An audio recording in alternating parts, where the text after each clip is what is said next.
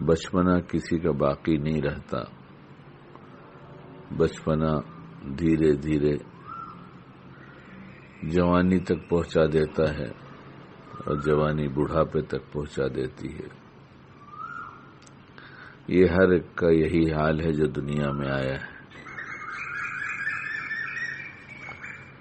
جب بہت چھوٹا سا ہوتا ہے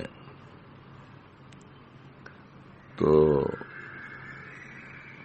اپنی ضرورتوں کو پورا کرنے کے لیے صرف روتا ہے. اس کے پاس الفاظ نہیں ہے، اس کے پاس بولنے کی صلاحیت نہیں ہے، لیکن اپنی ضرورتوں کو پورا کرنے کے لیے رونے والی بات اسے پتا ہے کہ میں روؤں گا تو یہ میرا رونا جو ہے یہی سوال ہے، یہی مانگنا ہے، یہی دعا ہے، جو کچھ ہے یہی ہے اور میری ضرورتیں اسی سے پوری ہوتی ہیں. اور ان ضرورتوں کو پورا کرنے والی میری ماں ہے.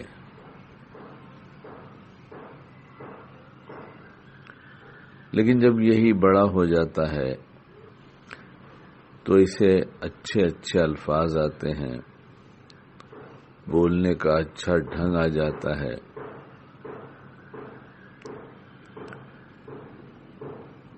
ادب کے دائرے میں اچھے الفاظ کے ساتھ ایسی گفتگو جو لوگوں کو موہ لیتی ہے،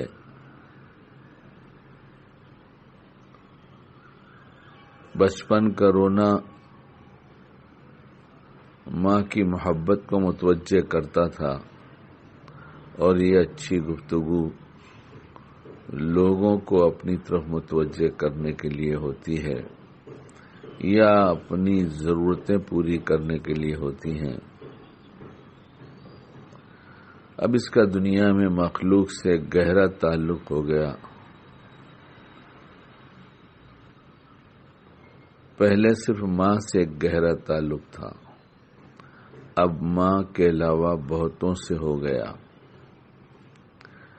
اب اس کی ضرورتیں پوری کرنے کے لیے اسے بہت سے لوگ نظر آنے لگے اور بہت سارے اسباب نظر آنے لگے.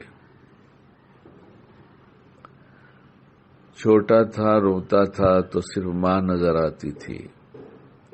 سمجھدار کہا جانے لگا تو مخلوق نظر آنے لگی.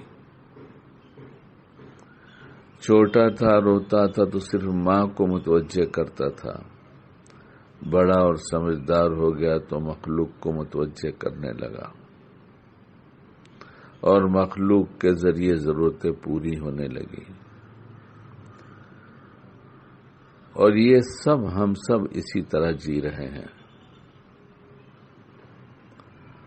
بس بولنے والا یہ چاہتا ہے کہ ضرورتیں پوری کرنے کے جتنے اسباب اور جتنے افراد دنیا میں ہیں، ہر ضرورت کے پوری کرنے سے پہلے اکیلے ایک رب جو تیرا ہے اسے پکار لے شکیل، اس کی طرف متوجہ ہو جا اور اس سے مانگ لے اور اسی کے سامنے ضرورتیں رکھ دے،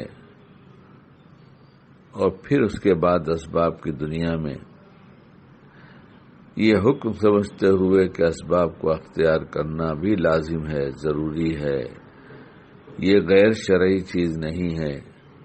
لیکن ہم شاید، اور دوسرے کو تو نہیں جانتے، ہم اپنے کو جانتے ہیں، شاید ہمیں اللہ بعد میں یاد آتا ہے اور لوگ پہلے یاد آتے ہیں. حضرت نبی کریم صلی اللہ علیہ وسلم نے ہمیں دعا مانگنے کے لیے، اپنی ضرورتیں پوری کرنے کے لیے جو باتیں فرمائی ہیں کہ جوتی کا تسمہ ٹوٹ جائے تو اتنی چھوٹی چیز بھی اپنے رب سے مانگو. منشا تو یہی ہے کہ سب سے بڑی اور سب سے چھوٹی جو بھی ضرورت ہو اسے صرف اللہ پورا کرتا ہے، اس کے چاہے بغیر نہیں ہو سکتی. اس لیے پہلے ادھر متوجہ ہو جاؤ، پھر اسباب اختیار کر لو. انشاءاللہ سہولتوں کے ساتھ پوری ہوگی تمام ضرورتیں سہولتوں کے ساتھ، اور یہ سہولتوں کے وقت پھر خیال اللہ کی طرف کر کے اس کا شکر ادا کریں۔ اللہ جب ہم آپ کو پکار کر کام کرتے ہیں، اسباب اختیار کرتے ہیں تو بہت سہولت سے ہو جاتا ہے، اور جب ہم آپ کو بھول کر کرتے ہیں تو انہیں ضرورتوں کے پوری ہونے میں مشکلات ہوتی ہیں۔ اے اللہ پاک، ہمیں تو ہر موقع پر آپ کی طرف پہلے آپ کی طرف متوجہ ہونا اور بعد میں مخلوق کی طرف متوجہ ہونا، اور بھروسہ یہ رکھنا آپ کو پکارنے کے بعد کہ آپ ہی ضرورت پوری کرنے والے ہیں، اور جب ہو جائے پوری تو مخلوق کا بھی شکر ادا کرنا چاہیے اور اللہ کی بھی تعریف کرنا چاہیے۔ اللہ ہمیں اس دنیا میں رہتے ہوئے عبرت کی نگاہوں سے ہر چیز کو دیکھنے، سمجھنے، اور اس وقت کیا سوچا جائے جس سے اللہ کی قربت اور معیت میں اضافہ ہوگا، اس کی توفیق عطا فرما دے، وہ سوچ عطا فرما دے۔